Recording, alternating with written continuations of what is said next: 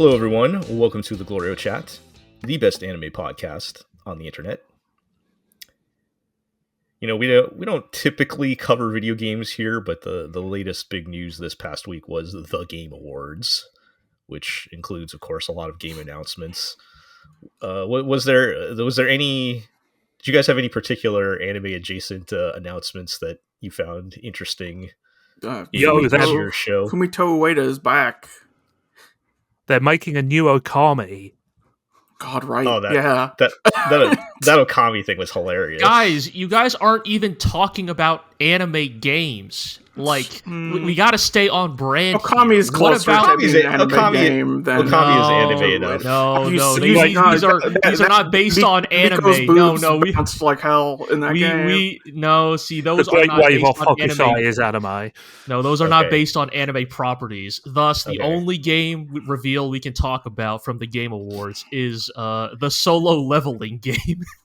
There was, I think that was when I got up to use the bathroom. Oh, okay, yes, there was a trailer for a solo leveling game. Okay, so it's not even anime. Well, okay, hang on. They made an anime. That game. Do not wander into the discourse. G, I don't think you. G, are you familiar with that game? Because it's worse than you realize, because that is actually an existing, basically, gacha game based on solo leveling that they were announcing a new part of Is this what the Grand Blue Fantasy relink of solo leveling? No, this is just straight up their gacha game. Oh, okay. So yeah. Well, I mean, look, it's like a high production value action game still, but it's like their mobile gacha game. Oh, you know what they announced? I think that was right after the Outer Worlds 2, where I was like, I don't care about this game. I'm going to get up.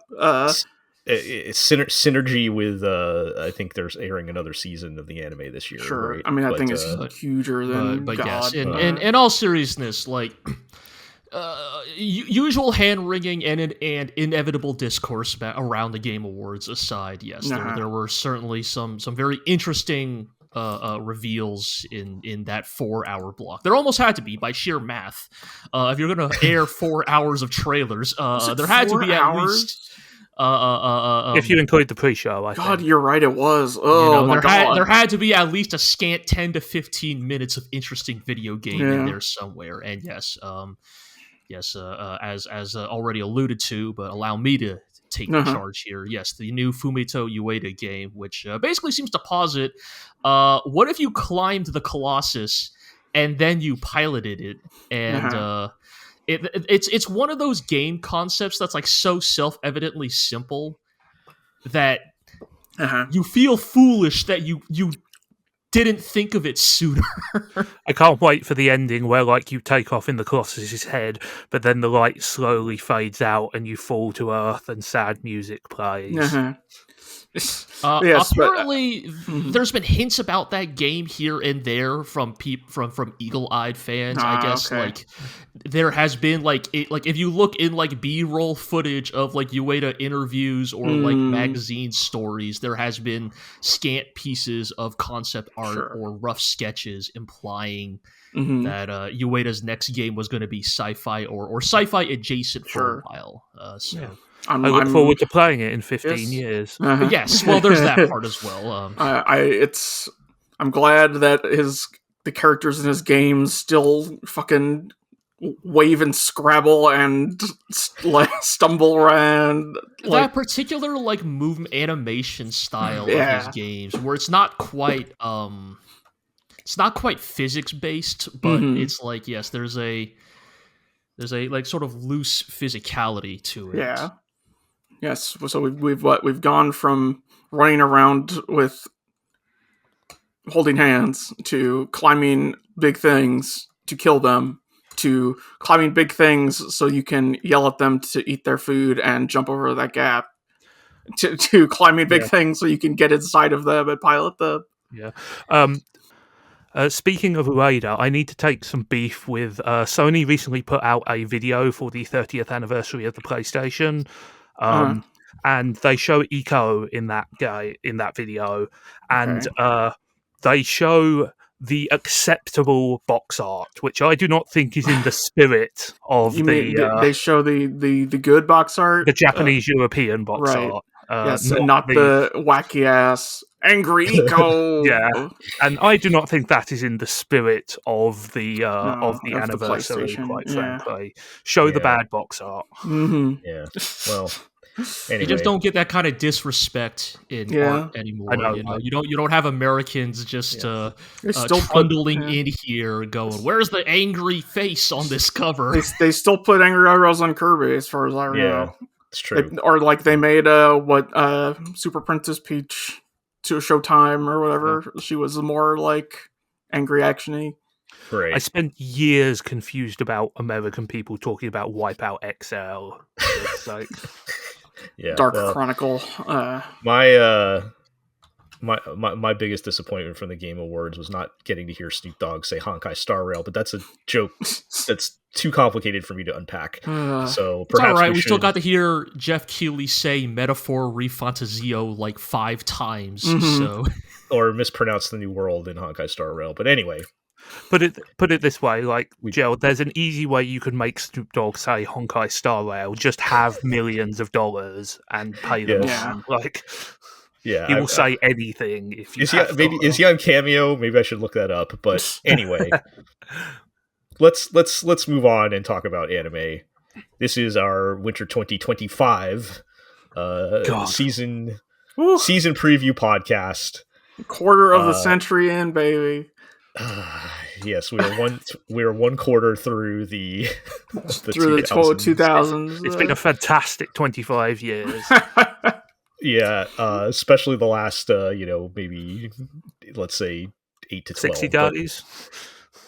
Or 60 days even, who knows. And the season look, we've had many seasons where we say it's looking grim, but it's yes.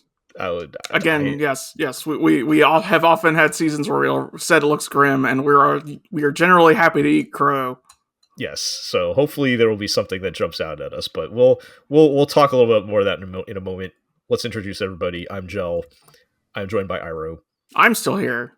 I'm not dead yet. Yes, still with us. We're joined by G. You know what also is not dead? Onimusha, apparently. Right, that's right. Oh, yes, that was in the mix as well. Yes. You know what is still dead? Darkstalkers. It's true. Yeah, forgive the tangent. The intro to Onimusha 3, which I watched 1,000 times as a kid, because in Singapore, when my parents were doing laundry at the laundromat, there was an electronics store in the bottom of the mall that had the Onimusha 3 intro just running on loop. Which is just like 6 minutes of Samanosuke fucking killing dudes. It's pretty cool. I just watched it over and over. That intro was directed by Godzilla -1's Takashi Yamazaki and Ip Man's Donnie Yen. Yes. Two noted figures. Who is like the Jean Reno of the 21st century? Like, who is the like kind of hot but not really like Western actor you cast in the new Onimusha? Nobody can be the Jean Reno of the 21st century without being French, so it has to be is it like I don't know, hot off a Megalopolis? Is it like an Adam Driver or something? Nobody is coming hot off of Megalopolis. Is that who you put in Onimusha? My mind was like Keanu Reeves, but that's too easy. That's why I said Adam Driver. Yes, yeah, right. It has to be something that's kind of offbeat, like fucking Jean Reno. What's an old action movie that Japan loves?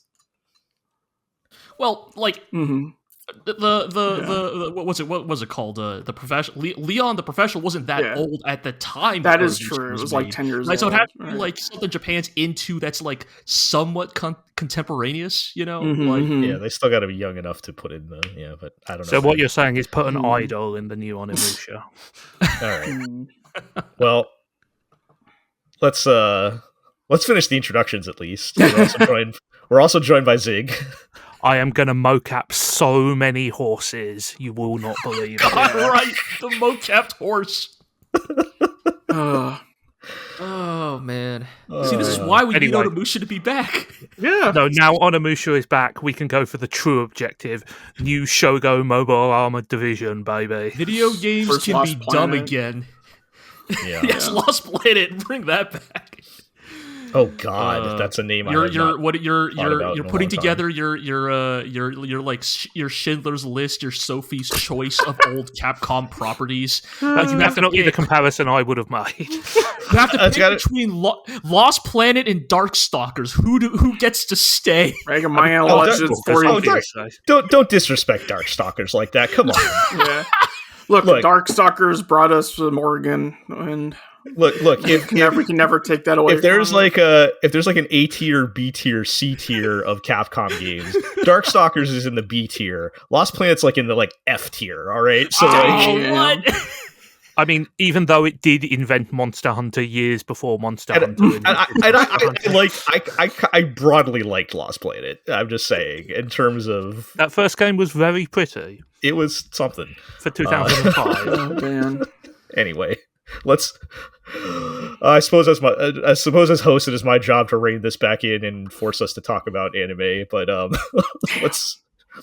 let's get to our 2025 winter preview show here, and kicking off with some things that don't really fit anywhere, perhaps, but we need to talk about them somewhere. One of them being the fact that I somehow completely forgot and missed that Beastars was going to drop the final season, or part. Don't worry, I don't know if it's part did. 1 of the final season or whatever, but in this month it just came out like a week or two ago or something like that. Yeah. Sometime between now and the last time we've recorded, and it doesn't really fit into a season because it's Netflix dropping all of them at once, all the episodes at once, whatever. But it's Beastars, and I feel like we need to talk about it. So yeah, Beastars. This is a little bit different on the rest of the shows on the list because it's out and we can watch it. And I know I watched some of it. If you're listening to this, you may have already watched all of it. It's possible you may have watched all of it already.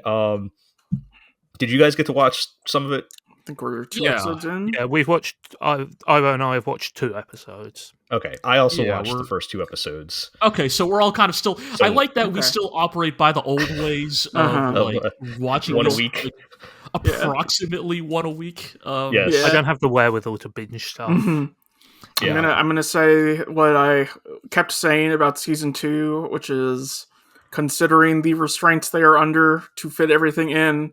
They are making very smart choices about what to cut and what to put in and how to shuffle things around. But they're intelligently squeezing it all in, but that still means that they are squeezing a lot, and a lot is being left on the cutting room floor, it seems. You feel... Yeah, like it's like the best case scenario for how they are choosing to adapt Beastars. The final season here, just for context, we are maybe witnessing an Attack on Titan, the final season part 1 situation. But they are positing that this is going to be the final stretch of Beastars, or at least the first part of the final stretch of Beastars that is currently out. And yeah, it's the thing of watching it. They are making the right choices to make it all sort of cohere within the runtime they have available. But at least to me as a manga reader, you cannot help but feel where the edges have been shaved. Like it's I think I don't know about like you guys who are like anime only, but I feel like that first episode is like really frantic in its pacing. Like, I feel like in general, this final season doesn't really feel like bespoke episodes. Like, just watching episode 1 and 2, they don't feel like separate episodes. It just feels like it feels like it was paced for the binge model. It just felt like 2 continuous, 40 minutes.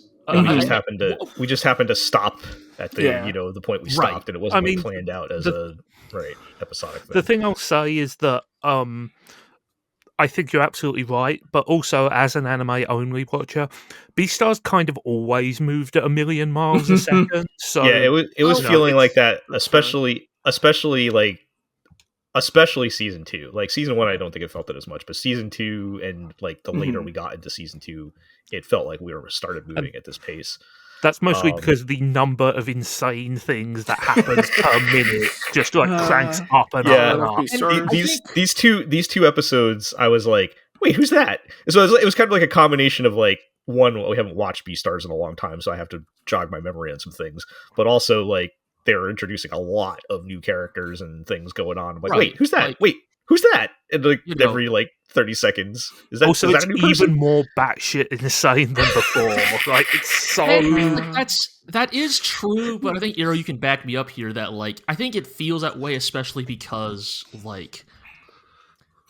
I think because of how they have chosen to package this, because like in the manga, this is actually meant to be sort of a status quo reset for Legoshi. Right, because we're coming straight off of the big climax that happened at the end of season 2, and so in the manga, this is a like relatively slower paced section, more like daily life in the insane world of Beastars, Legoshi's apartment times, but the anime is to get everything in. It is including plot stuff from much later that was not part of this like leg, right? And it makes sense to put it here because we need to set that all up to get the plot going.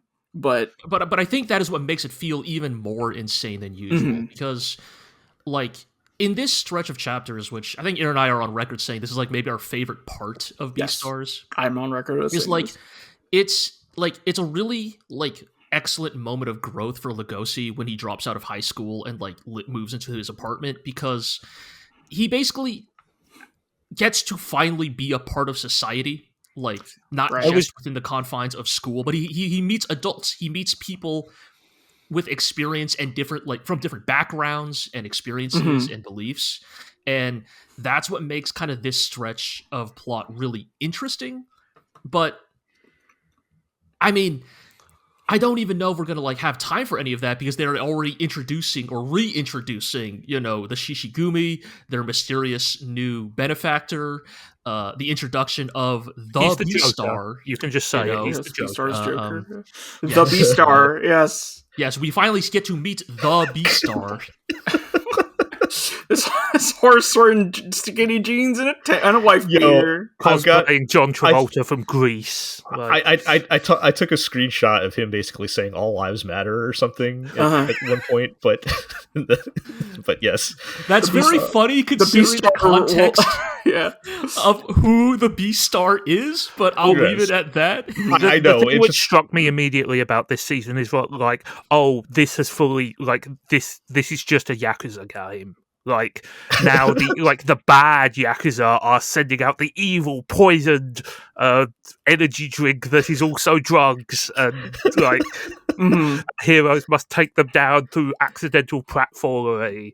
Also, there's a man made of rats. God, yes. That was so good. Yes.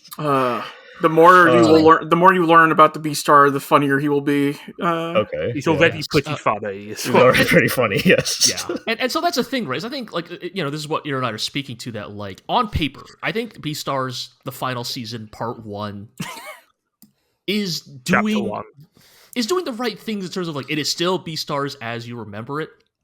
I think it's just.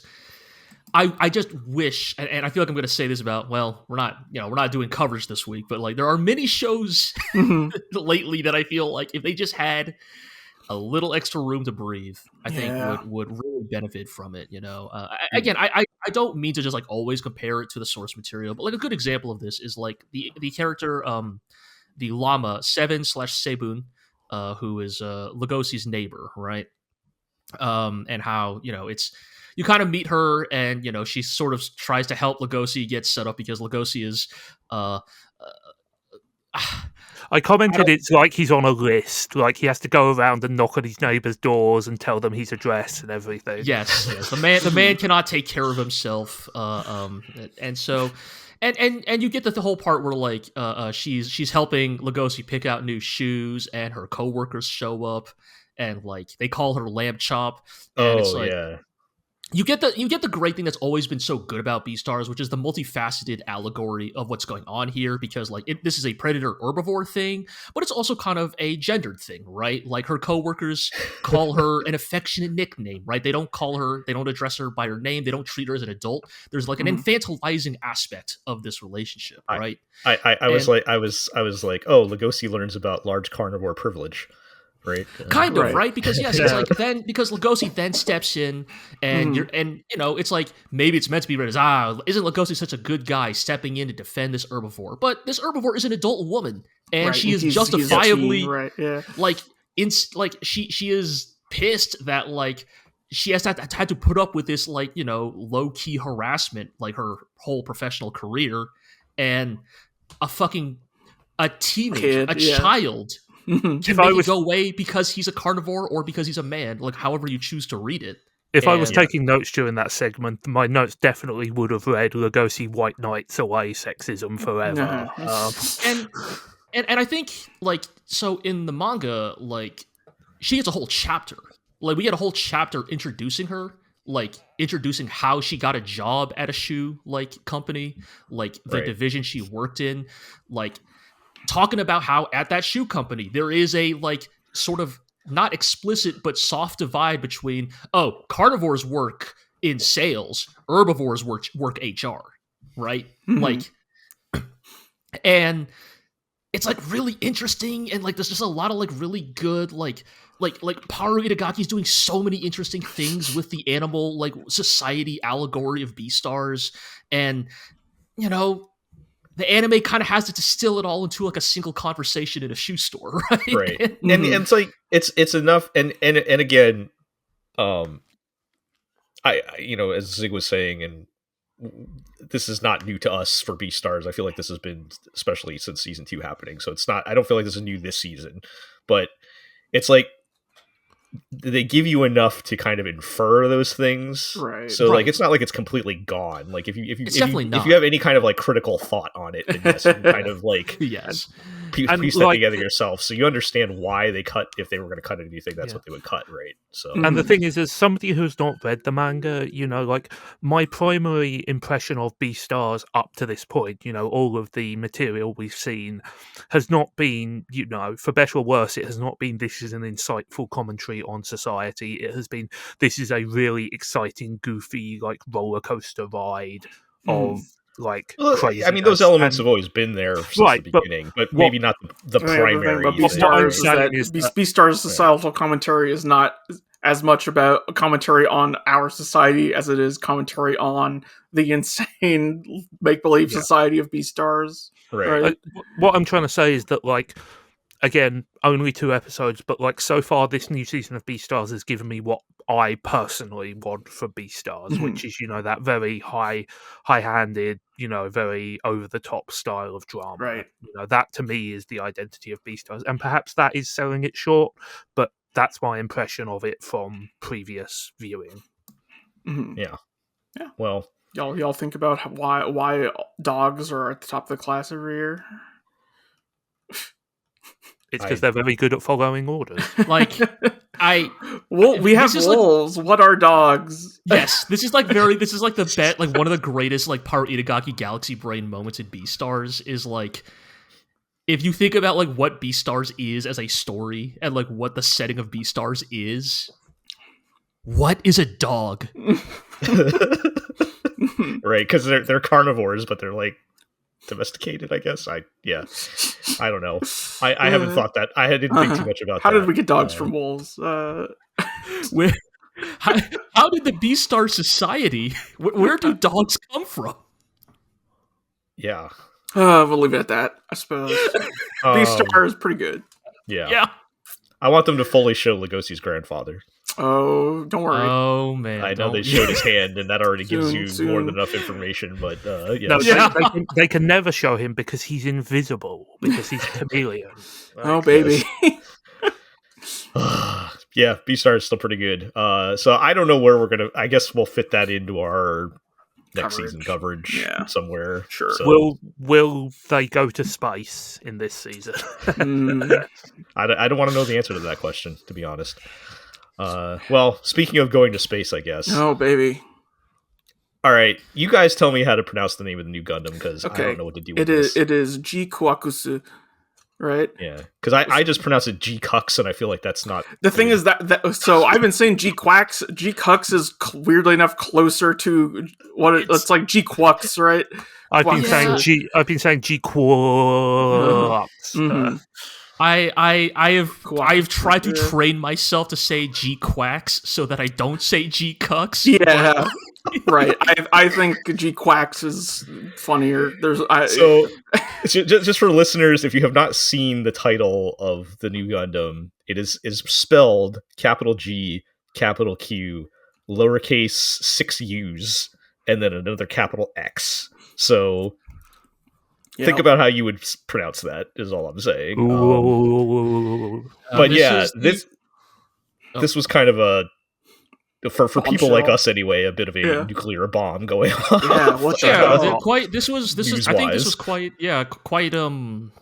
caught off guard by this, because generally, for better or worse, so we were talking about this is the new Gundam, the next quote unquote, as kind of become the terminology, next mainline Gundam, in the sense of this is like the next major TV series that will be sort of getting the focus of like Bandai's efforts for the foreseeable year or so. I guess we'll get the biggest part out of the way first. It's being handled by Studio Kara. Yes. And the staff attached to it is a real, for us, for the GLORIO chat specifically, this is a real barn burner of a staff. This announcement was basically equivalent to the Emancipation Proclamation. I can retire. Go ahead, G. You say it, but yes, yes, we are basically, look, this is it is being directed by one Kazuya Tsurumaki, who, for those in know, is the director of Fooly Cooly and Die Buster. And the Evangelion movies for the past 20 years. And Dragon Dentist. Yes. Yeah. And the series composition, which in the context of Japanese production tends to mean, like, it broadly... head writer. Lead writer, yes. Like... showrunner, quote unquote. Showrunner, yes. Basically, the kind of the top... creative direction, yes. The major creative force. Right, is Yoji Enokido, who was the writer of Fooly Cooly and Die Buster. Among others. Many other things as well, but let's focus on the good, okay? Hey, he worked on Utena and Sailor Moon. Oh, okay. I thought you were about to make a joke about Captain Earth. Or Captain Earth. I don't know. Redline. We like Redline. Yes. Point is, two very notable Gainax veterans, definitely considered part of the sort of, along with like Imaishi, were kind of considered part of like the new vanguard of modern Gainax, right? These sort of like post-Ava Gainax generation. The second generation of Gainax. Yeah. Right, again, like the list of names there, right? Fooly Cooly, Die Buster, like Imaishi's over there with Gurren Lagann, right? Like that era of Gainax. And the thing about Tsurumaki and Enokido is that, unfortunately, unlike Imaishi, who split off to create Trigger, Tsurumaki and Enokido stuck with Hideaki Anno and went to Studio Kara, where they spent the next 2 decades retreading Evangelion. Enokido's been fucking shackled to bones and Bungo Stray Dogs. So now I will say that I've had my long running hashtag free Tsurumaki, and then we can finally retire. Plus hashtag, which I always immediately follow up with free Enokido. Yes. Fortunately, now they have been freed from labouring on an old moribund franchise to go and work on a different old moribund franchise. I mean, I'll take whatever we can get. At least, even though it's Gundam, this has more creative freedom, I think, more creative freedom that. In a good way. But it is funny. If nothing else, the more important thing about them being the showrunners of a new Gundam, we'll get into that. A new Gundam is that they are specifically not under Hideaki Anno. I know that I've seen many headlines saying Hideaki Anno's new Gundam. Like, his name is in the credits. Gundam. Right, his name right, is in the yes. credits somewhere, right? Like, yes. to be fair, before all of this, let me be clear. If you call this Shin Gundam, we are not cool anymore. like you, Yeah. I will now I am call it not down nothing with you. else ever. but that aside, he is involved, but not in a major directorial role. When you not in a watch the position- trailer, Some scripts, right? when you watch the trailer, at the end of the trailer, after they actually show it, they show immediately in huge white on black letters, directed by Kazuya Tsurumaki. Hell yeah! I don't even know if they show Anno's name in the trailer part. Like that's we were just combing through Right. credits later, but like But yeah, being realistic here, Kara is his studio, and therefore he is involved in some capacity. Let's be right. He's definitely involved. Yeah, right. Like to be clear, right? Like Anno is working on GQuuuuuX in the same way that, for example, you may see Amaishi's name crop up in non-Amaishi trigger projects, right? It is still like it is fundamentally yes, the studio's founded by these people, and so they will always some have kind a of hand input, right? in some regard. Like I'm not trying to like pretend like Anno isn't working on this. Like he definitely is, but I think I've definitely seen other places maybe like over exaggerate his contribution. It's an easy headline, right? Like, to your point, G, about not calling it Shin Gundam. If you watch the trailer, it looks like a Tsurumaki anime to me. Like it does not. It has that mood, and this is coming from somebody who I've said many times. If you hold a gun to my head, I would say Fooly Cooly is my favorite anime of all time. Right. This it looks like a Tsurumaki, like, and it's and I think this is a good thing coming since this is a anime visual medium. You kind of have to. I don't know how to explain it other than you just watch it and you feel like it's certainly the most cartoonish a Gundam has looked in quite a while. I will say. Yeah, there is that aspect to like the character designs. And I mean, a lot of that is we could talk about some of the other stuff, right? Like the character design for GQuuuuuX is being handled by Taku, who is the character designer for which Pokemon? Sun and Moon. Sun and Moon, and some of the newer stuff in Scarlet Violet as well. Right, so that like kind of modern kids show look, if that makes sense. I mean, it's worth pointing out that it's worth pointing out that Sun and Moon was like a wholesale revamp of the Pokemon anime's visual style to be kind of like much more expressive, and that shows in these characters as well. Yeah, and as always, I suspect once the full credits list comes out, I will see the usual suspects of mechanical designers. I'm sure Ippei Gyobu will get his hands on something somewhere in this. But for now, lead mechanical designers are being handled by Ikuto Yamashita, who is he is the Evangelion mecha designer. So, to be fair, those rebuild films had cool mechs. So there is that visual lineage there. But yeah, in terms of its actual aesthetic and look, like GQuuuuuX is very different from anything we've really seen recently. It's very different from the previous TV show, Witch for Mercury. It's very different from Requiem for Vengeance. It is similar to Witch for Mercury in one key aspect, however. Yes. I don't look, obviously these shows were made completely separately.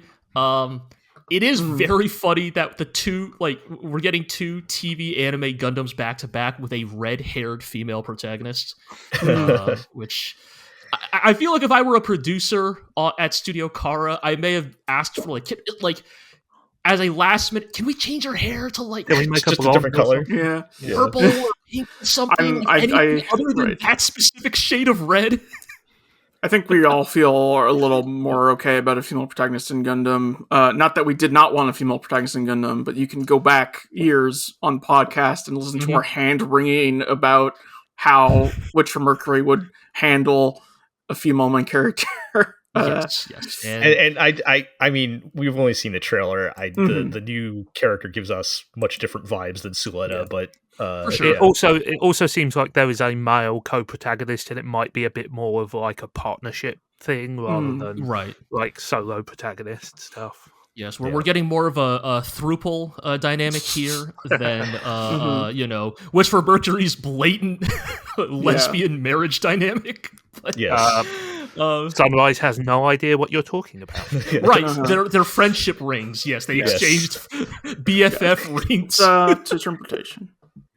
But to actually get to the meat of GQuuuuuuX and like why this is interesting, but also potentially, as always with Gundam, we can never truly like embrace a new Gundam with open arms. Based on what has been based on material out there, GQuuuuuuX appears to be not just any old AU, but a UC AU.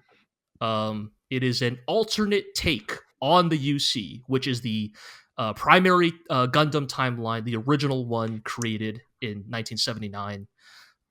So kind of like a Shin Gundam. God damn it! I can't. I don't know help what you you're talking about. I can't help you analogy. Yeah. There is something there, admittedly, because what is the material that is out there says that this specifically takes place in UC 85. So only less than a decade after the original Gundam, in a world in which Char Aznable successfully captured the Gundam at Side 7 and painted it red and then led Zeon to an overwhelming victory over the Federation. And that GQuuuuuuX takes place on Side 6, the same side that 0080 takes place on. And so specifically a neutral colony, at least in the original UC. And it's hard to tell how much of this is going to matter to the show itself. Like, the show, like, visually is making it clear this is not just a UC. Like, it is, like, in terms of its visual identity, is very much trying to distinguish itself from that. But when that is the information that exists in the background of it... Why would you set the story here if you weren't going to have those people show up? Like, exactly. Will Shuichi Ikeda be in this show? Yes, is the answer. Like, you have nailed it, Zig. That's kind of what I'm gesturing at. Is like, yes, you do all this stuff like, oh, it's a really different Gundam, it's a very different style. But if you are choosing to set it in this specific setting, I suspect there's more to it than just, you know, you're doing it as a cute reference, right? Like, is Amuro Ray going to show up in this? Is Char not with his old voice actor. No, well, hey, guess what? It's an AU. They can recast him.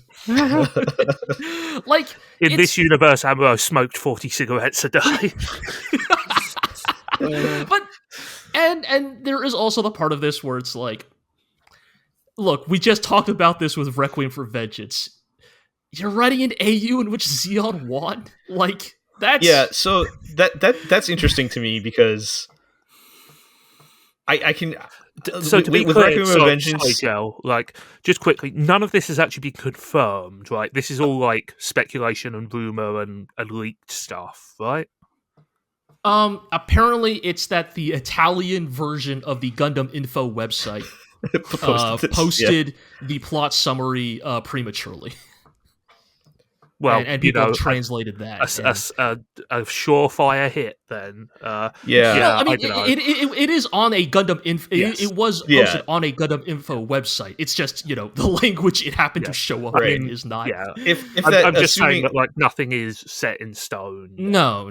But... Assuming that's accurate, like, it'll be interesting to see because, like, from what, and again, you know, I'm kind of just an outside observer on this, but from what you guys told me with Requiem of Vengeance, that kind of sounded like exactly what I would have expected out of that, how they handled the whole Zeon thing and everything.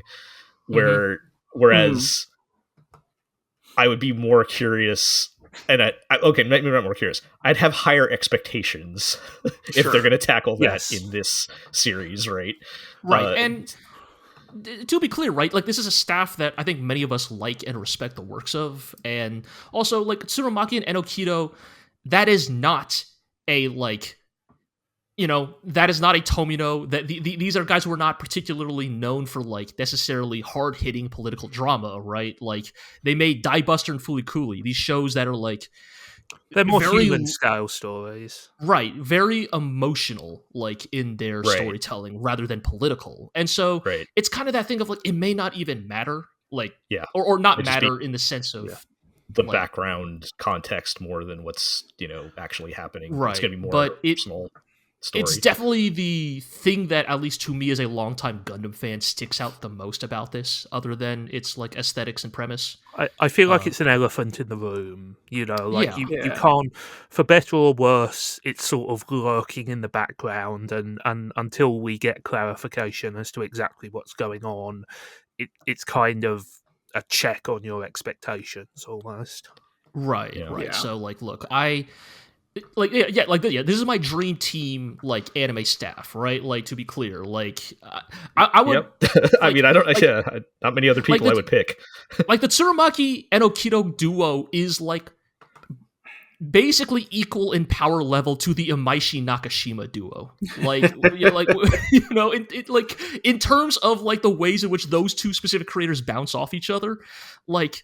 There's a lot to be excited for here in terms of the people working on it. I think it's just that Gundam being Gundam, right? You do not welcome Gundam into your home. And I'm always a little worried, like, we haven't seen them do it in a long time. Right? That is also true. Yeah. Yes. It's been a long time since, Die Buster or whatever, right? It's just going to be like the closest frame of reference, but I don't know. I think the most important test that will come out is the quality of the deranged names. Like, are we going to get something as good as Chuatari Panlunch, or are we going to be stuck with boring ass names? I'm sure the names, like, that's got to be like you're contractually obligated to give them Gundam names, right? I mean, go ahead, G. I mean, I was going to say one of the characters in the trailer introduces themselves as Neon, like. Like that's onomatopoeia, which like NYAN, right? Yes. So we'll see if that amounts to anything. I know Alleluia Hapstein for sure. No, but give it time. Yes. God, who's the name of that guy in Planets that we just watched? Iro. Oh my God, I can't remember because there's so many so many syllables. Yeah. But yes, that is true. We will need to see the quality of the names. Giggle Gangarash, Gangaragash, Giggle Gangaragash. Go Giga Gaga Gigo. Yes, we'll talk about Planets one of these days on the podcast. It's a really interesting creative move, at least. I mean, like, Sunrise does not farm Gundam productions out much, particularly quote unquote mainline production. Not to this extent, right? It would take. True. I mean, it would take somebody of this caliber to collaborate with. These are about the only names who would rate for something like this, right? Yeah. Switching gears slightly, what do you guys think of the Gundam? Looks fun. Looks goofy. I think the GQuuuuuX is it's very different. I've thought about it for a little bit. Like, there's a lot of aspects of its design I like on paper. I think in execution it comes off a little weird for me. Like I cannot help but see the Eva proportions in it. Like, it's a very lanky design, and that's not a bad thing. To be clear, I like it when Gundam takes weird swings aesthetically. I kind of like that it's kind of going for this kind of pseudo race car jet plane look to it. It's got a lot of these like weird, like sleek sloped forms and kind of car shapes on it. I think I'd almost prefer if it had just like fully committed to that. It kind of like the GQuuuuuX kind of falls into that weird like limbo of a lot of Gundam redesigns of.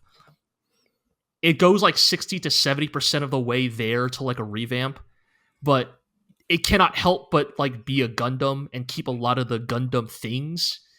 And I think ironically, those kind of hold it back. I would almost prefer if it was I would almost prefer if this was like, more of a turn A, I was like about to say, like reimagining. Sid Mead, who is not beholden to such concepts and will make a weird mustache. Right.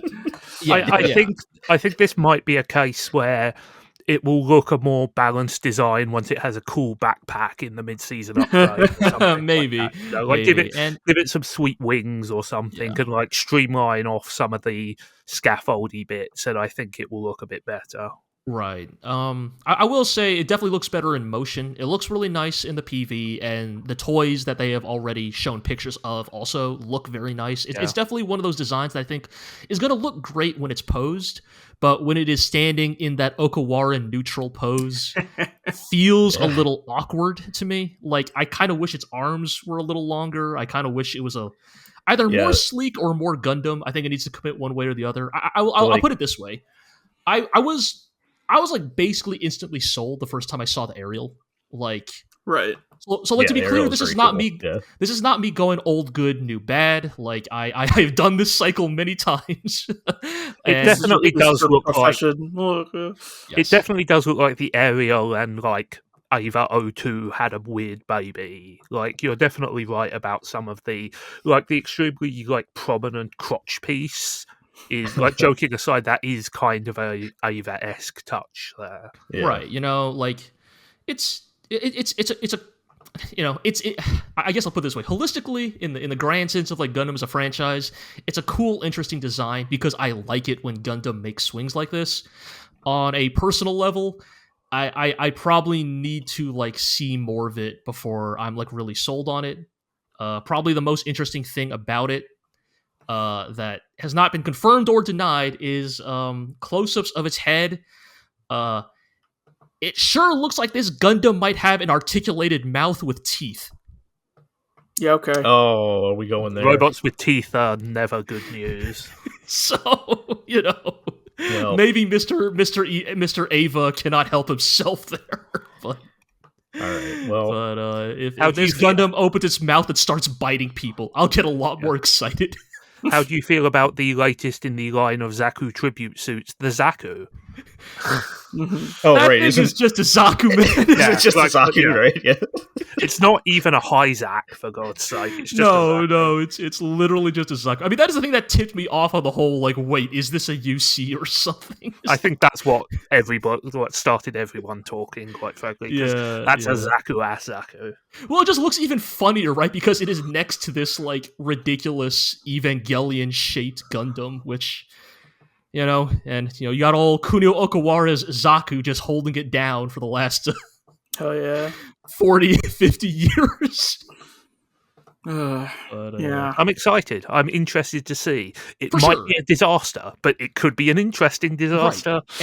And I'll put it this way, right? I'm way more into this on first impression than I was in like Requiem for Vengeance, because, like, again, good or bad, Gundam is at its best when I think when it's interesting, when it makes weird swings like you got to be kind of weird to be a good Gundam show. Yes, exactly.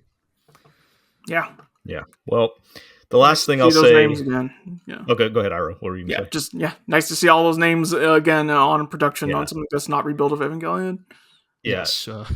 The last thing I was going to say, I'm not sure when this will be officially available to watch in English. So we're not even sure what form it will take. Right? So I'm going to read you exactly word for word the message at the end of the trailer in English, and we can interpret this however we want. It says, and I've got it right on YouTube up right now, saying, prior to the airing of the TV series, theatrical version using re-edit episodes, Mobile Suit Gundam GQuuuuuX beginning, coming to theaters in Japan January 17th. Please look forward to overseas release information. So that is the official line. Apparently it's going to be edited into... So it sounds like it must be done. And they're editing it into... Or close to it. They're making like a movie cut that will be released in Japan on January 17th. Mm-hmm. And then at some point, the TV series will air. Who knows when. But I wonder if that movie cut is like, we cut the first 6 episodes into a feature-length thing. Yeah. You know? I could see that. I feel like this is becoming an increasingly common financial strategy. Did that with Dan, right? Oh, yes, and that was literally just the episodes, though. That was literally just the episodes, though. Okay, no well, then they did this with Dead Demons, Dead Destruction. Yes, right. And it's a thing of like a theater run, like even if it's not a hugely successful one, because of like the minimal work done to just like reformat a TV series for film. I guess there's a pretty good return on that, because it does feel like I'm starting to see this a lot more frequently. Yeah.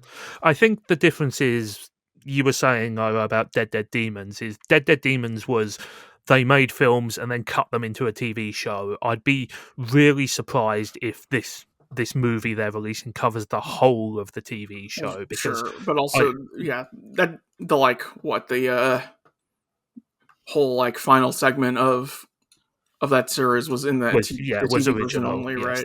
the entire last episode, but I think this is much more likely to be kind of like an official prologue or something like that, because the thing that maybe Jell was getting at more is we don't even know what season this show is airing in. Right. Yes. We don't know what we're talking about this on. as winter 2025, but there's zero guarantee. Yeah. So I mean, we know the movie will air in winter 2025 in Japan. That much we know. But I mean, regardless, this was such a like I said, a nuclear bomb for us. We had to talk about it. We were going to talk about this no matter what. Not even just for us. Like the announcement. A lot of people who are fans of the type of anime we are fans of, right? Just which is a lot of people. Industry. We're not being elitists here. I don't think it's. I may be being a little bit of an elitist. Okay. Anybody who's looking at this, are we being elitist about? Are we being elitist? Are we being elitist, or are we old? I don't know. I think we're simply better informed than most of the lay people. I say that as someone who is much older than you guys, but yes. The point I was trying to make is that the announcement of a new Gundam series is about some of the biggest news that can come out of the anime industry. Period. Right. There's not many bigger things you can announce. And then when you add this staff to it, it's a very big deal. So, all right. Well, that's all I wanted. Hour over. That's all I wanted to talk about. Episode's done. If we can. Oh baby. All right. Well, let's get to the things that we definitely know are airing next season, winter 2025. If your show is not isekai trash or a cute romantic comedy, it's probably not airing this season. I roughly counted about this might. I'm not keeping close enough track to know if this is a record or not, but typically every season there's maybe 30 to 35 new shows if you cut out the sequels and stuff, right? And maybe in recent memory 5 to 8 of them are isekai trash shows. I counted probably at least 12, depending on how broadly we want to expand the isekai trash tag into. I really hope this is the bottom out before the bubble bursts. No, I think if we're doing the math correctly, at this exponential rate, there will be an isekai event every 22 minutes. Mm-hmm. Yeah, so within 2 weeks or whatever. And if you want, you might be able to raise that number if you want to expand into video game fantasy setting type of things. But that's 12 out of 34 new shows or something like that. That's too much anime, man.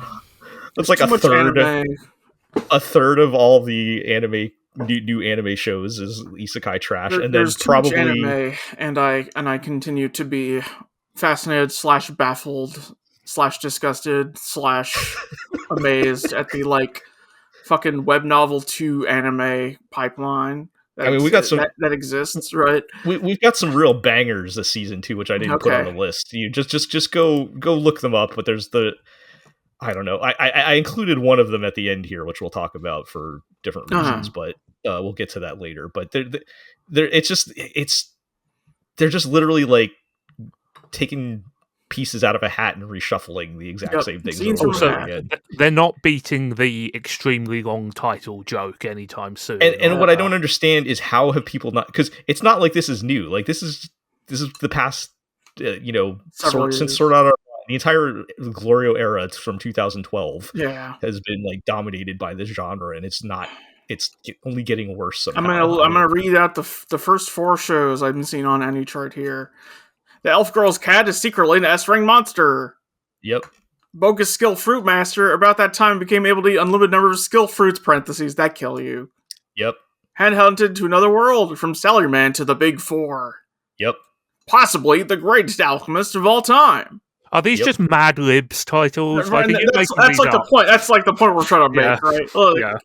Also, later down the list, I'm a noble on the brink of ruin, so I might as well try mastering magic. I don't. That's not even be technically an isekai, but I'm talking about the video game. I consider a lot of those things that are scare quotes not technically isekai to be a lot more of these like business related ones popping up, like the daily life of middle-aged online shopper in another world. I mean, that's me basically.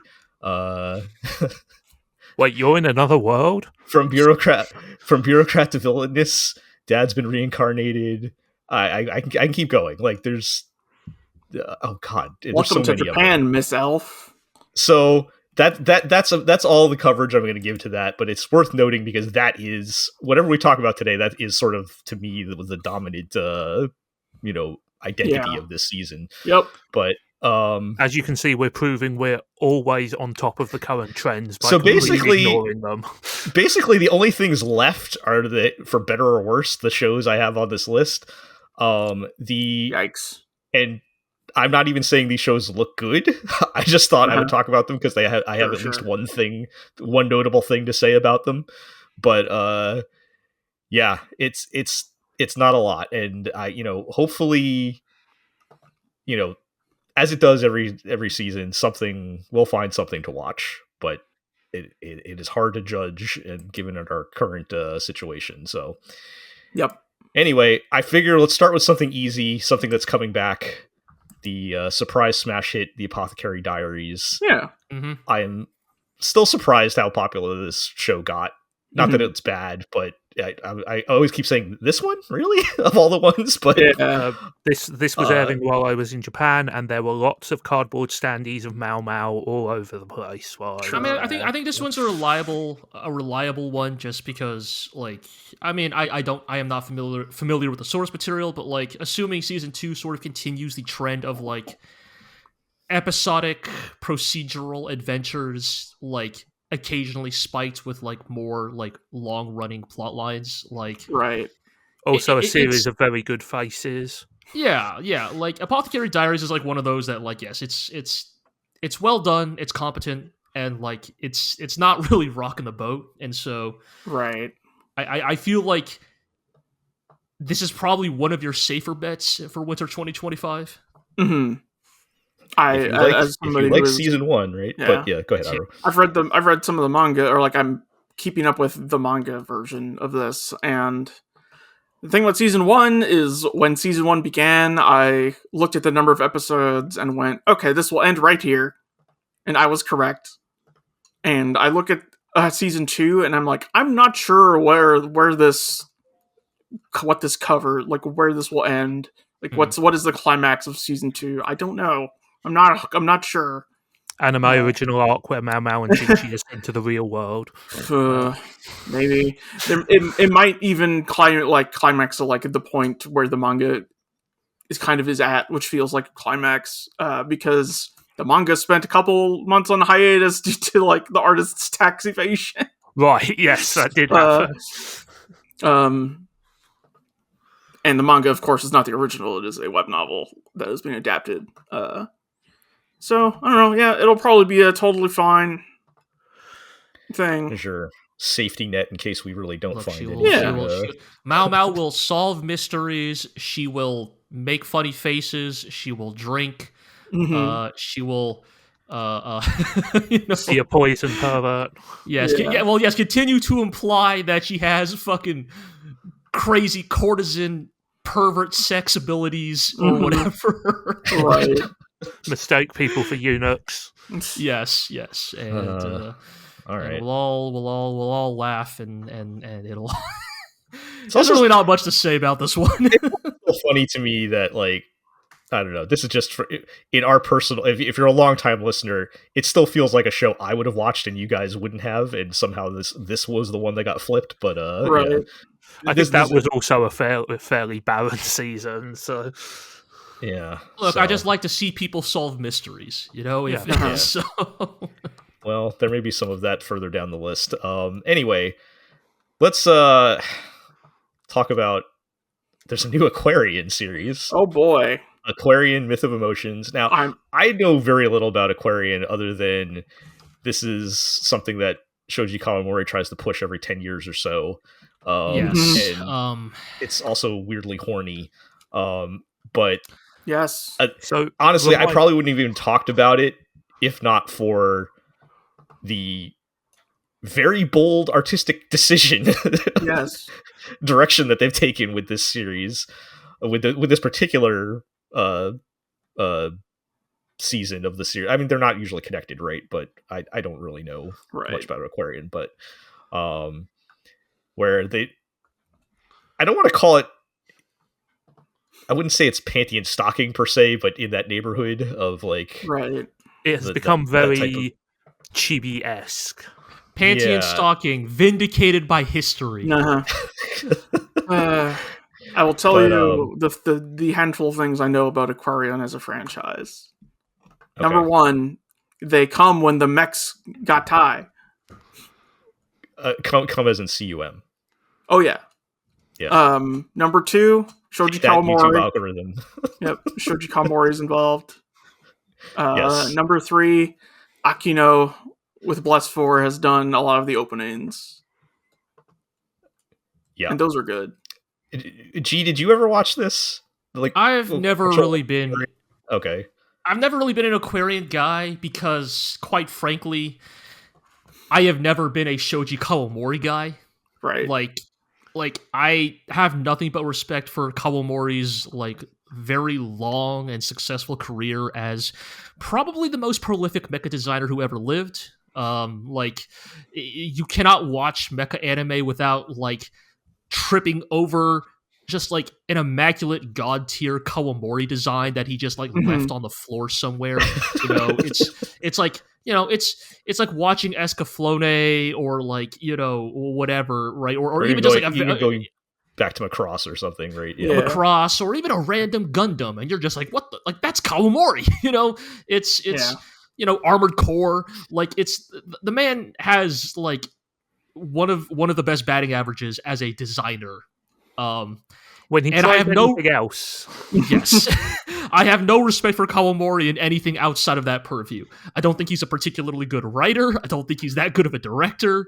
I don't like anything the studio he runs puts out on a general basis. Like, and as a result, like knowing that Aquarion is basically like Kawamori's like creative baby, right? This like, you know, I'll make my own Macross with blackjack and hookers. Is basically the story. Special emphasis on the hookers. And yes, it's like, oh god, like watching what Kawamori would envision like his real Macross to be, and it's Aquarion, and I go, man, I don't even like Macross that much. Yeah, like, I'm amazed Aquarion still exists as a franchise. Like, I was in fucking high school, and my friend was like, "Look, I got Aquarion episodes on my PSP." Oh man, that's a mood right there. I was like, okay, man. Did he have actual UMDs of Aquarion? No, he like jailbroke his PSP to put PSP MP4s on it. Right? That's a mood. Right. That's a mood. So this is all to say, like this one is the most interested I've ever been in Aquarion because of the art style. Because it also seems a real weird move for the franchise to make. Generally, yeah, yes, and I wonder, is he trying to beat the sexy anime allegations by making them all? I don't know. Think so I don't like that's. It is a bit does not odd. strike me. Am I overthinking this? Yeah. It's just like this new Aquarion sticks out in my mind because I remember seeing the art of it next to the words Aquarion and going, wait, that franchise is looking like this now? That's weird. Right. Yeah. I guess shout out to Aquarion. The mecha CG seems to be inching slightly closer to competency with every passing decade. I do not feel a need to vomit at the sight of Satellite's bad mecha CG anymore. Yeah. It's still not quite at Orange's level, but you know, they're getting there. With Satellite, like I was willing to give them more of a pass with their CG mechs like 20 years ago, but then they just never got better, right? Whereas everybody else was getting better. But yeah, I don't know. It's weird. I'll probably man. give this an episode just because of how I just want to see what's going on. You know, like I just want to see what has prompted this sudden art shift. Like, have they changed the nature of the show at all? I'm curious about that, yeah. So I'm noticing that one of the like short names for this is Aquarion Moe. Right, Myth of Emotion. Oh no. Hashtag AQMOE. You know what? I'll tune in to hear the opening and ending, because Aquarion, if Aquarion's got anything, it's a solid track record for that. And we just moved from one type of fan service to another. Yep. And the people involved with the opening and ending of this are Shiro Sagisu of Evangelion, in Bleach fame, Yoko Kanno, whose name has no introduction, and Yoshiki Fukuyama of Macross 7 fame and Jam Project. Maybe it'll have good music then. Look, I forget nothing else. Quarion's always had banger openings. Yeah. Hey, I just have to bring this up real quick. So I was like curious about like the character designer for the show, because I was like, all right, like is this like their style? Like does this person have any connection? It's not to, like, though, right? Like no. So it's Masashi Kudo, who is an industry veteran, has worked on many things, including he was the character designer for Yoshiyuki Tomino's Wings of Reen. Oh my god. Wings of Reen? From the dark of all things, Wings of Reen. Yes, the Aura Battler done by OVA. The fucking Bison Well spinoff that's like less well known than fucking Garzy's Wing. Like yes. Garzy's Wing is at least so bad it's famous. We are digging deep on this one. I mean, I was just curious what else he had done character design for specifically, because I was like, he's been in this industry for like a billion fucking years, but like specifically character design, I was like, what else has he done? He did the character design for Sabe Gebu, apparently. Sure. Like it's but so does not seem like it's this guy's style. These Aura Battlers are kind of cool. Yeah, so yes, not this guy's style traditionally, but which I guess makes it more interesting that they are going for this look. Yeah. All right. Let's move along and talk about, I guess this is this season's Shonen Jump show, Sakamoto Days. Mm-hmm. A show all about the cat from Nichijou. I wish. No, this is, I mean, you guys might be more familiar, you guys tend to be more familiar with the Shonen Jump shows than I am, but even I am vaguely familiar with this one, at least. It's literally all I know about this is that it is a Shonen Jump. Right, it's like it's like retired hitman retires the life of normal life, but can't escape his past life or whatever. Just when he thinks he's out, and he is now like a kind of he's put on a few pounds and is a middle-aged looking man, or so it seems anyway, and he's still. Apparently in the trailer he's trying hard not to kill people, but it's the kind of premise that I think it's a good premise, but as soon as I hear it's Shonen Jump and then I watch the trailer and be like, oh yeah, this is a Shonen Jump show, I'm like, Is this one of those Shonen Jump shows that is designed to appeal to like its not so secret second demographic, like salaryman who just grew up and never stopped reading Shonen Jump, basically? I'm not sure, because like I've also not read much of Sakamoto Days. My understanding is that it is mostly comedic, like it's mostly a gag comedy, right? Like regardless of the premise, like it's. I don't know. Like, what little I've read of it, yes. I mean, I could definitely see it being like, yes, this is the Shonen Jump for the slightly older audience, right? But I guess in theory, the appeal even for younger audiences is the gag of like, here's this portly old man doing like fucking, Agent 47 shit. Right. Though, like, also he can like, but also he has like. I feel like I see this character trope in anime sometimes of like the fat guy is able to condense all of his calories for a power boost, and he can become this like young hot form again. Is that something that happens in this? Yes. He's fucking Choji from Naruto. Like, yeah, basically, yes. He can become hot again. That's basically. so boring. I know, right? That really killed it for me because they show it in the trailer. It's like it's not a surprise or anything, right? Mm-hmm. But like, right. I don't think it's meant to be a spoiler, but yeah, but it is a little bit of like you want your cake and eat it too, right? Of like you want your like Sammo Hung antics of like a bigger dude doing all this acrobatic stuff, but you also still want to like have a cool character for the kids or for the secondary female demographic, so you also can become a really hot Bishonen dude. Fine. I'm just thinking about how good a Hitman level set at Comiket would be now. Imagine the possibilities. I don't know, man. It's a lot of waiting in lines. I feel like, where you could drop various heavy objects onto people's heads. Think about it. But booby-trapped table stand. Yeah, well, I'm sure. I feel like that'll probably be popular. I think it will. This will probably, like, in a world where Dan does not just announce its inevitable season 2, I assume even if it does, it will take a break next season. Right, so this will be Sakamoto Days is probably going to be the obvious thing to fill that vacuum. Right, it will take a Elusive Samurai like type of B slot for Shonen Jump. Like, I could definitely see that. Yes. Yeah. Like that's the energy I get from Sakamoto Days. Is it's not really it's actually been serialized for a decent amount of time at this point. Yeah. I don't think it's that new. Yeah, because I've definitely seen it around a lot. But yes, so I think it does bear mentioning. Like we come from the era. We come from a different era of Shonen Jump, and these days, not much in Shonen Jump is that old. Right. I guess that's true. Yes. They did clear the decks in the last couple of years, didn't they? Yeah. All right. Well, let's move on and let's talk about Ameku MD Dr. Detective.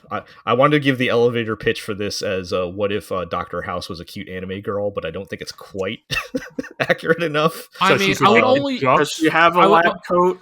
I mean, yes, I was about to say, I would only accept this if she was a cute girl who was still a deeply toxic drug addict, but it doesn't seem like that's the vibe here. No.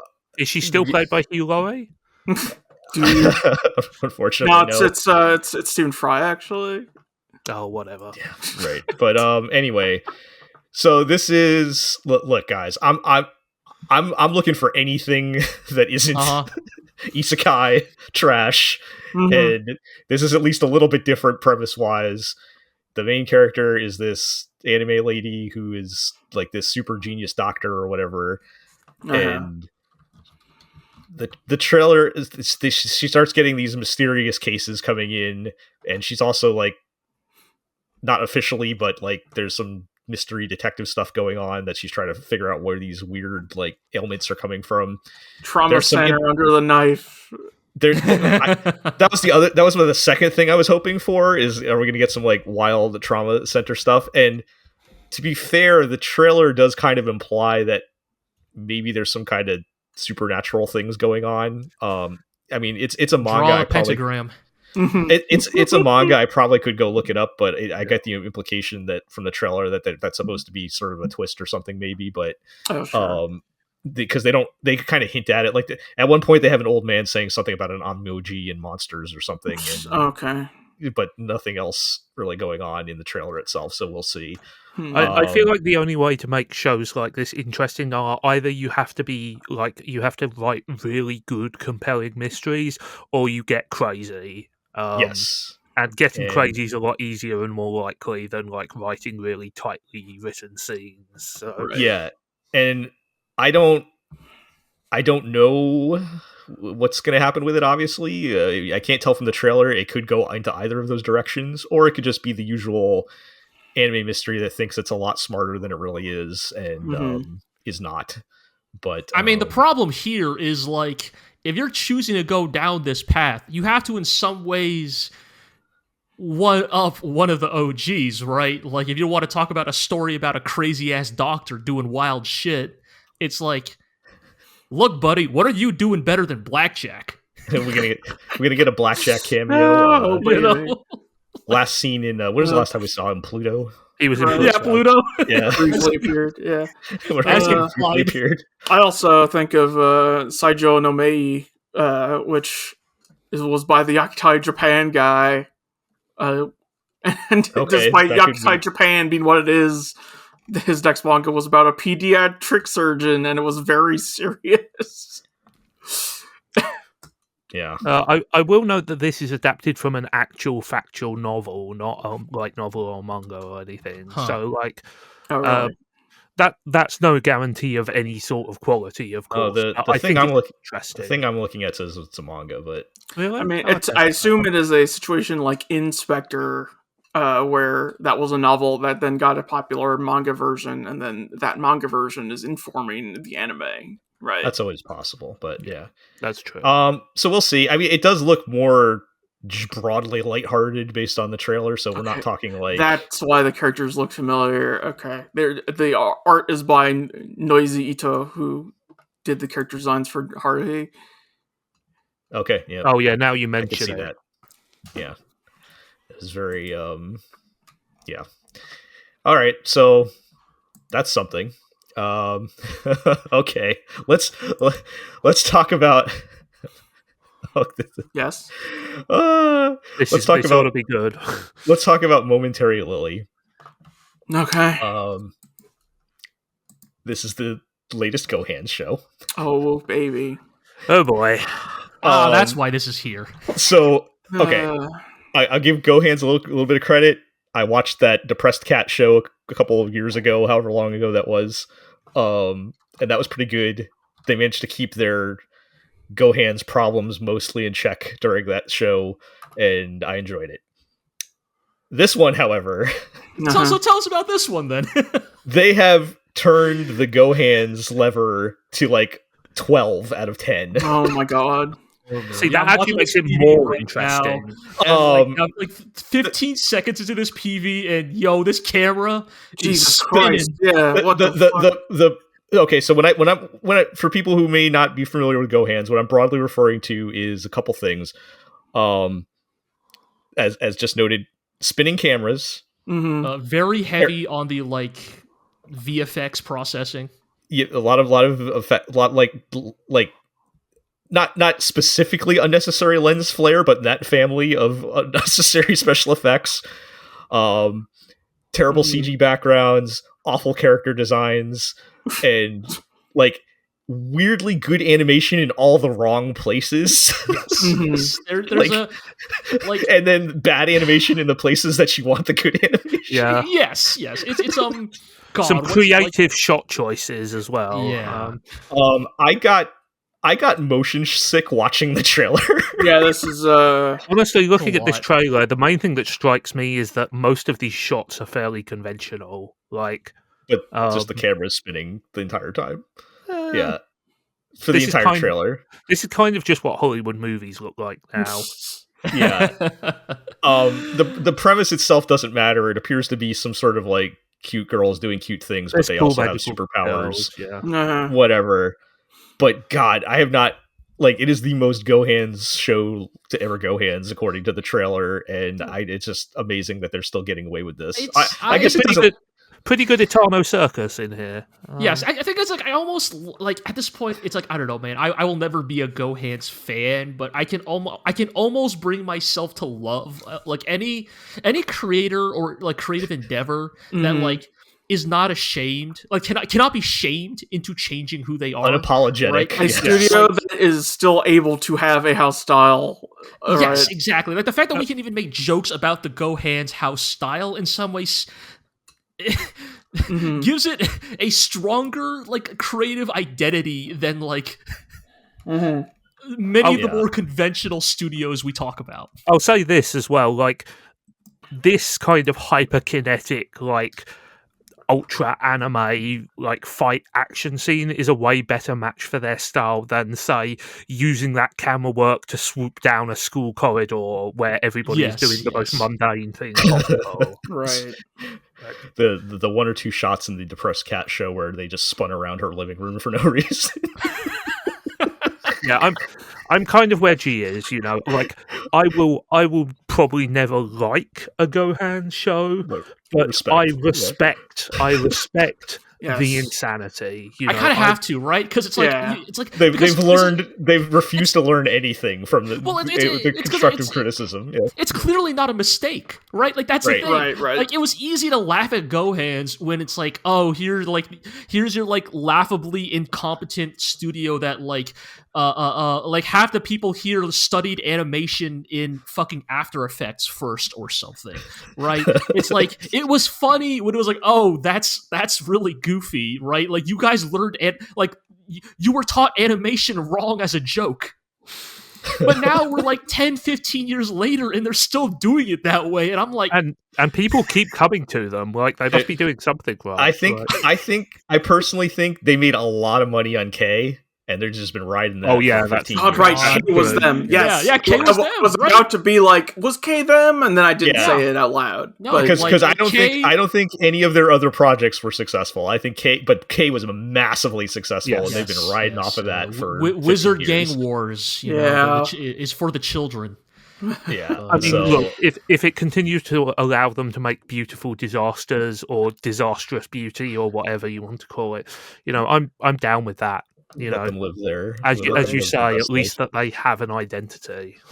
Yeah. Yes, so, I would rather see this air than, I don't know, My Little Sister is an S-ranked adventurer, or whatever. Here, let me randomly pull one for you. Yeah, I made that one off the top of my head. Look. Let's see. Even given the worthless appraiser class, I'm actually the strongest. Okay, actually, I needed some more words in there. Yours was almost too short. I left my A-rank party to help my former students reach the dungeon depths. Damn, this one's low. We're getting longer. I may be a guild receptionist, but I'll solo any boss to clock out on time. I remain convinced you're making these up. No, I literally have the chart up and I'm reading it off. You have to be making them up because otherwise I will have to go and throw myself out of the window or something. Oh my god. All right, what's next on the list? Yeah, let's move on to Flower and Asura. This is an anime original. Whoa! So was Momentary Lily, I should point out. Yes, yeah, okay, let's go hands. Yeah, it's go hands original. I think you guys understand the distinction that I'm making between a Gohan's original and a regular anime original, right? But so this looks like a PA Work show, but believe it or not, it's not. All right. It is by the studio that appears to have only really done Mushoku Tensei, which is an awful show, but it does look very nice. This show does not look had nothing to do with that, other than it's the same studio. But it is. But it looks, and the description sounds like a PA Work show. It is. They're on a tiny island town somewhere. Everything's pastel colored, and this girl is into literature, and apparently she's good at public reading. I mean, that is a more difficult skill than one might think. Recitals, I guess. And I don't know if I'm missing something culturally here or something. I don't know if this is like Rakugo adjacent or something, but I'm not sure. It's something she gets really into and is very good at or whatever. So it looks to be a pretty kind of sleepy slice of life thing with some drama injected into it. Also very gay. So like a PA Work show, basically. Okay. So not actually gay, but just suggestive of gayness. Yeah, I was going to say in that very specific way where it's not actually that gay. I was looking up the writer, and she apparently wrote a lot of the original anime original Sound Euphonium content. Sure. There is that. Also, she's credited for original story on Liz and the Bluebird, so I don't know how much. I'll make my own Sound Euphonium with blackjack and gay hookers. Basically, so once again, take that YouTube algorithm. So it might be good. We'll see. You know. These shows are always, for me personally, a little bit of a dice roll. Usually they're at least pleasant, but we'll see if it's like actually got some meat to it and not just kind of they can also be a bit boring depending on the writing and everything. But we'll see. Hey, it's an anime original. I'll take what I can get at this point. So let's talk about Tasokare Hotel. So this is like hotel in the afterlife type of deal. We're doing another one of these, huh? Where the inhabitants have to like figure out what their past life was. Like they can't remember while they're at the hotel or whatever. So a little bit of a Death Parade vibe if Death Parade was more cute, I guess. Man, Death Parade. But so that's what I got from my research, and then I realized, oh wait, this is also based on a like mobile escape the room type game or something. Okay. Really? How do you put? They'll adapt anything these days. Surely it says gotcha. I'm like, how the hell do you put gotcha in a like escape maybe room you game? roll characters and get their story to. I don't know how the game itself works. Wait. But escape room. I'm sorry. Do you mean like actual physical escape rooms? No, it's like a mobile game, but like I guess it's like. Oh, you saw is it like in the game? Yeah, like they were. That's how they were describing the game. Like I didn't dig too much deeper into how the game. A 999 like, yes. Roll for your 5-star Junpei. Seek a way out. Yeah, so that kind of tempered my expectations once I discovered that part of it. But we've seen anime adaptations take their own. We have seen anime adaptations take their liberties with mobile game properties. Magatsu Warhite could have been something, man. That man. Could have been something, man. Shout outs to God, what was it called? The girl with the minigun. Destiny. God, so Tacto's Destiny, yes, but fuck, we talked about this recently. The girl with the pistol, the American girl. The bad racism allegory. Shit. God damn it! Still Tacto's Destiny. No. What's it called? It's not Synduality Noir. That is the thing that's coming to mind. It's not that. D-Side Trauma Ray. Yeah, D-Side Trauma Ray. I remember you guys watching that and just basically putting on a comedy show for the recap every week. No, it wasn't racism. It was a child abuse. Yes, that's what it was. That makes it all better. We've been doing this way too long, but shout out to Tact Opus Destiny. Who the thing about these kinds of shows, like these mobile game adaptation shows that are like not quite adapting a mobile game, but are sort of adjacent to it and have their own weird ass story because the game is not that notable. Like there's always one or two things at those shows that's weirdly good. Right, and then the rest just disappears. It's always fun when they go off the rails as well. When the anime people are always like, "Fuck it, nobody's watching this anyway, so let's do something insane." Yeah, but so yeah, I like the story premise. I loved. Shout out to Death Parade. I love Death Parade, but I don't think this is going to be that good. But it is kind of a similar idea.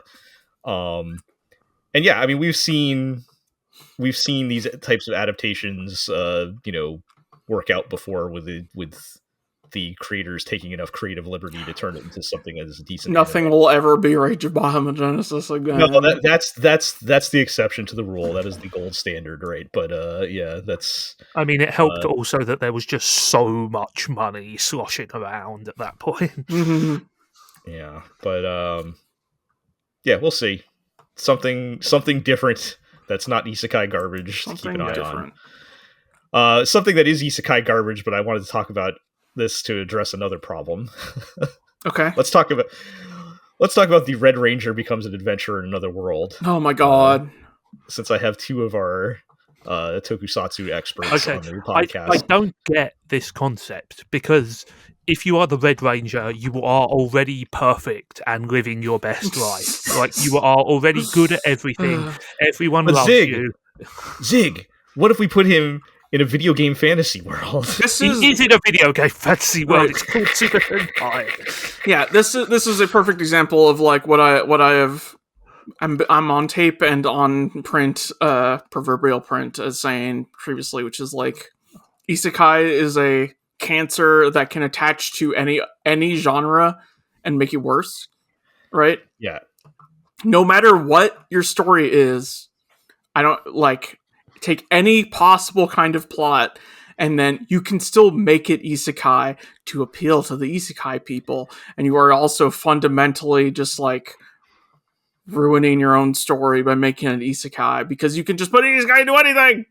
So, yes, and that is a well-documented problem that we've been talking about. Yes. I want to raise the question, do we also have a problem with a trend of anime tokusatsu parody things? Like, I mean, I have a problem like, with them in the sense they've all been bad. I feel like every season we've had one of those like, what if tokusatsu was real?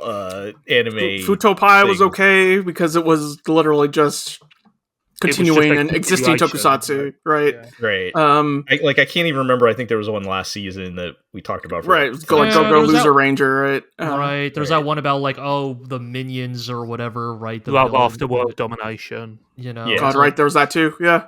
Is that another bad? Is this combining two bad trends together? I mean, two terrible tastes that go terrible together. This can't be as bad a trend as isekai because by definition, like the audience for people who are watching anime spoofs of Super Sentai is pretty small, and you're never going to become like a huge breakout hit by doing this. You're right. It's a thing of like, I like tokusatsu. It's like, sure, I like, I don't know, chocolate, but but you can't just like pour chocolate over fucking think carefully about what you're saying in context of Kamen Rider Gav. Okay, here's actually like, as somebody who's like as an outsider, my feel is that like it's not even that it's chocolate, right? No, you're right. It's off-brand chocolate, right? Like it's not even toku. It is like off-brand toku, right? It's like because it's the thing is, in some weird way, it is not Sentai more interesting and novel than the parodies of it. I mean, one of the important things about Sentai is that like it is large. Like the joke is that like Sentai has the same plots and like no characters. That's true. You know, Sentai is primarily a stylistic exercise, right? Part of the joy of the experience is in seeing, you know, the costumes and the like whack special effects and everything, you know. Mm-hmm. And once you take that away, you're just kind of left with a kind of tired genre parody, you know. Yeah, I mean, I feel like this is why the only good like toku adjacent anime we've experienced are the ones that are like so off the beaten path, samurai flamenco, like right, or even like the Garo anime, right? Like they're far from their source material, they might as well be standalone things, right? Garo's kind of a slightly different beast, but yeah, fair enough. I was going to also throw in the last episode of Pop Team Epic. That's I mean, like and that's the thing. Where, like, for example, Zig and I and Aggregates are watching Wingman, which is like there was a jump manga in the 80s that was lampooning a bunch of tokusatsu tropes, and now it has a tokusatsu adaptation, right? And it's like, yes, that's fun because it can lampoon tokusatsu while also being tokusatsu, directed by Koichi Sakamoto, who directed the Pop Team Epic short. And also, you know, the other thing is like it's like trying to make a Mystery Science Theater episode out of a comedy movie. You're spoofing something which is already a spoof. Like no, the thing is, like, I was about to say, you know, like the Sentai that these people are spoofing is like vague memories of their childhood from like 30 years ago. But no, even then Sentai was a spoof. Like Sentai for most of its history has been a spoof of itself. Hey, Here's my question then as a follow-up to that. It's like, the Red Ranger is in another world. What's the dumb theme of his Sentai team? Right, is he just the Red Ranger? Right? No, he needs to be like, I summon fire truck. Right, his powers should all be fire truck themed or some shit, right? Like lion. Yeah. I have yeah. So, I mean, as for this one, it's exactly what you think it is. Just watch the trailer. There's no. I don't think I will. I mean, if you really want to know, you can watch the trailer and it will make sense. It is the Raid Ranger in another world. There's no creative spin on it whatsoever. If he doesn't summon like Tyrannosaurus Zord, then why are we here? He looks like he has a generic looking super robot guy. To get something out of this, I now ask you guys, the Toku watchers, who would be the most interesting character in a Sentai or Kamen Rider to get isekai'd? The shitty sidekick. Like the random normal dude who like... Oh, and he has to like... What about Kaisha? Well, like the normie? Yeah. What about... the guy who can't even transform? Kajiki, yeah. What about Kaisha or a Bari Killer? I mean... Send the cute mascot character, and he can try to establish dominance against the other mascot characters. Yeah, just like the shittiest, like Speedwagon-esque character that's in every show. Or Pierre Oren Alfonso.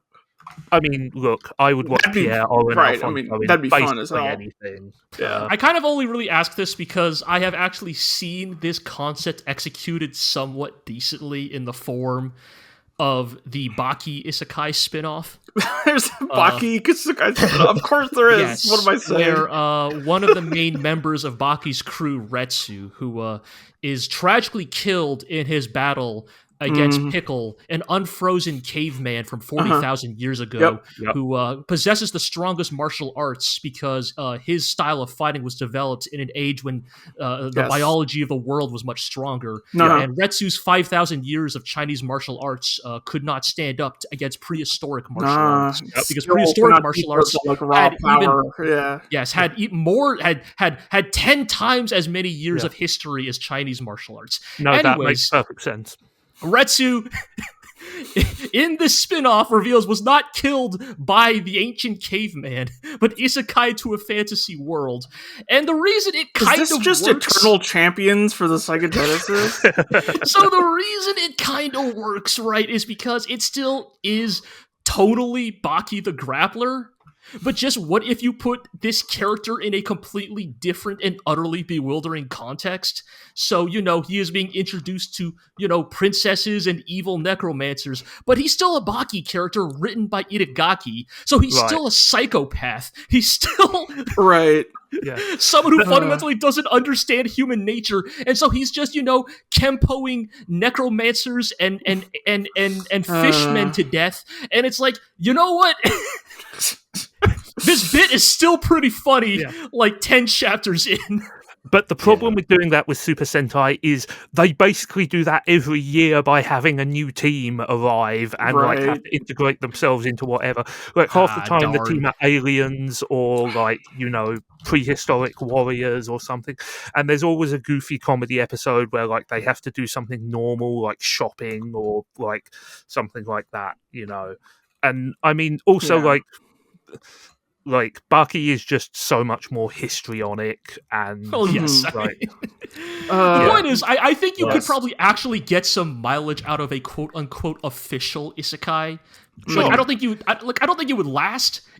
At most you get a couple of decent episodes or chapters out of it. It's not a bit that can hang, but I mean this just reminds me I need to play Saga Frontier, where one of the selectable characters is a guy who can tokusatsu henshin, except if you henshin you get really, really strong, but you don't get experience points because you're not winning in your own battles. You just hit them and they explode. Yeah. I was going to say shout out to Saga Frontier, but I don't know if I want to shout out Saga Frontier. I'll shout out Romancing Saga 3. Anyway, maybe. What I'm going to say is if you're going to isekai like a beloved Japanese pop culture property, do isekai Golgo 13. All right. Now we're But maybe another time we'll make a list of acceptable isekai scenarios, and that would be what is it? Was it say it's by any standards an excellent penis or whatever? Right, that's right. The thing we must mention every time Duke Togo comes up on the sex useless. But look, just think about it. The evil demon king is making his speech about how he's going to conquer the world. He looms over the hero, then bam, hole in the skull immediately. I mean, that is basically basically the 13 bits sitting of, like 20 miles away. I mean, that is basically the joke on repeat in the Baki Isekai. So, Right, again, putting some... putting Kenshiro, right? Like, yes. Yeah. All right. We got one show left to talk Kazuma. about. We got one show left to talk about. Possibly the only show on this list with any ambition whatsoever, and I still am not convinced on this. No, yeah, I recall us talking about this. We were talking about Zenshu, which is an anime original. It is directed and written by Mitsue Yamazaki along with Kimiko Ueno. Oh, right. Yeah, Kimiko, I was back, baby.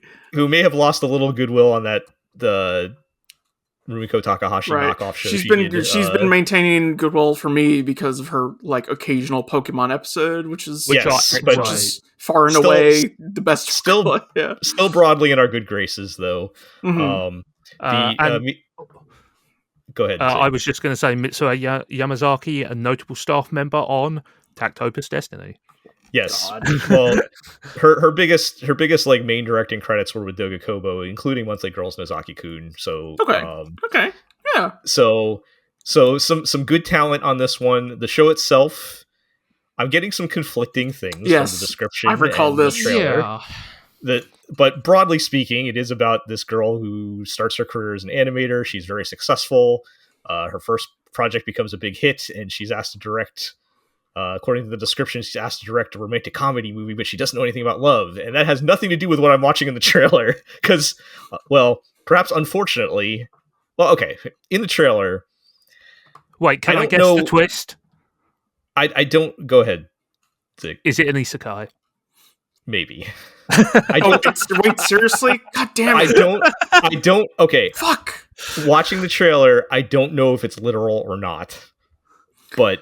I get the impression that this will be an aspect of the story because they have voice cast for the fantasy people. But in the trailer, if you watch, there's a scene where it is implied that she dies from exhaustion or something, I don't know, and goes to the fantasy world, her favorite fantasy world, to meet I have to say this guy's name, Luke Braveheart. And hell yeah. That's like a Robotech name. That's like the name of a 90s Capcom beat 'em up character. Yeah, right. You're right. You're like knockoff Final Fight. Wow. Game, yeah, right? I'm watching this trailer and this is really not what I was led to believe this was from the first trailer. So the only thing is, if you watch the trailer, they cut in or out between her watching the show or whatever, and I don't know if it's literal or if it's just her. Could it be or something? I was going to say, could this be an Aizoken style flight of fantasy? Oh, man, but either way, it appears that will be a major element of the show. Mm-hmm. Is what I'm getting, whether it's real or not. So even if she's just talking, even if she's just talking to herself in her head, it still feels like it's going to be part of the show. Which is brave for Mappa to make a show about an animator being overworked to the point of death. I don't know if that's actually what happened, but. I don't know if that's actually what happened. That's just the impression I got from the trailer. But because if you look at her character design, she looks very tired. Let's put it that way. But you can't see her face because she hasn't cut her hair and Right. I mean, beyond that, it's just ironic for. Well, no, not ironic, but it is the idea of Mappa of all studios making an anime about the struggles of creative production is a little rich. That doesn't go over very well. But I mean, the vibe I got from the PV that I watched is this almost seems like it almost in some regards feels like less serious look back or something, right? Right. Like a story that is about finding the inherent value of creation itself. But yeah, I don't know. I think for me, it's look, as a noted Shirobako liker, right? There's a part of me that's always going to be interested in stories like this, but yeah, I guess the question is what is the fantasy world or the visions of the fantasy world doing for a story like this, right? Because right. Because what I don't need is a story that basically posits, well, if you delude yourself hard enough, you can you can make anything. Yeah. Okay. So look at how much emotional catharsis you're gained from this fantasy. Can't you pour all that into your work and for the love of the game? Yes, here's my idea I'll throw out for how they could actually make this work. So like what I read from the description to you guys about her having to make a romantic comedy movie or something, like that's just what's written in the description, but obviously that doesn't appear to be happening in the trailer. I wonder if it'll be like she's being kind of forced to make that movie, even though she doesn't really want to, and she has to like connect with what she's really passionate about, which is like, this fantasy series that she really loves or something like that, and that's how she, I don't know, like something in that area. You're already giving this show too much credit, but that's probably giving them too much credit. I don't know. I mean, we've got some good talent at the top of this, so maybe they've got something going. But I'm also thinking about, I finally remembered the name Astronaut. So look, we all want to believe in Kimiko Ueno. Man, this also makes me remember Recreators, which really could have been good and wasn't that good. Yeah. Well, it's too early to say either way, obviously, with the anime originals. So it's just, like I said, this feels like the only thing that has any sliver of ambition on this list. So sure, we'll check it out. Mm-hmm. All right. Well, that's going to do it. I'm sure something on this list that we didn't talk about will probably be the best show this season. What's the one thing on here that you're most interested in? Are we counting Gundam? Sure. Yeah, yes. That's the easiest. It's Gundam GQuuuuuX. Yeah. No, but I mean, are we counting it as like this season? I don't know, but sure. It's on our show notes, so I'm counting it. Okay. Personally, I'm probably going to say I'm excited for possibly the greatest alchemist of all time. I think it's really going to get into some serious issues. Do we have any other isekai shows I missed that I didn't read yet? Something A rank adventurer, blah blah blah. Right.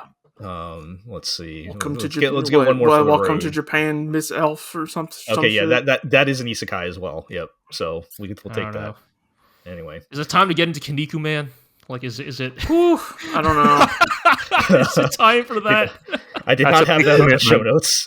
Remember when Ramen Man ripped that Nazi in half, turned him into noodles, and then ate him?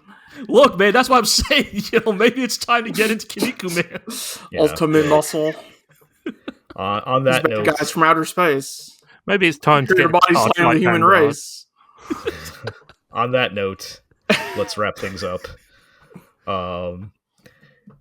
Housekeeping. You can check us out at theglorioblog.com. Go read some of our written posts there, and we'll be doing first looks on these. Oh, we're also going to have, of course, our year-end things. I still don't know what I'm going to write yet. I'm rapidly running out of time for that. I should have brought this up when we were shit talking the Game Awards, but seen as Metaphor ReFantasia won Best Narrative. Go read my posts about Metaphor ReFantasia. Iro has a post about that I definitely share the same feelings. How that who do you trust more, Jeff Keighley or Iro? What was that, Zig? I said, who do you trust more, Jeff Keighley or Iro? I think I might trust Jeff Keighley more. He's an heir to the IMAX fortune, after all. You can find that at theglorioblog.com and also Iro's personal website. What's the URL, Iro? cityandmoonshine.com. Okay, I remember the name of it, but I don't remember what the actual address was. But yes, and then you can follow us on Blue Sky at GlorioBlog. And you can subscribe to the podcast on Apple, Spotify, Amazon Music, Podbean, Stitcher, and of course, YouTube, where you can like, comment, subscribe, ring that notification bell, all those good things.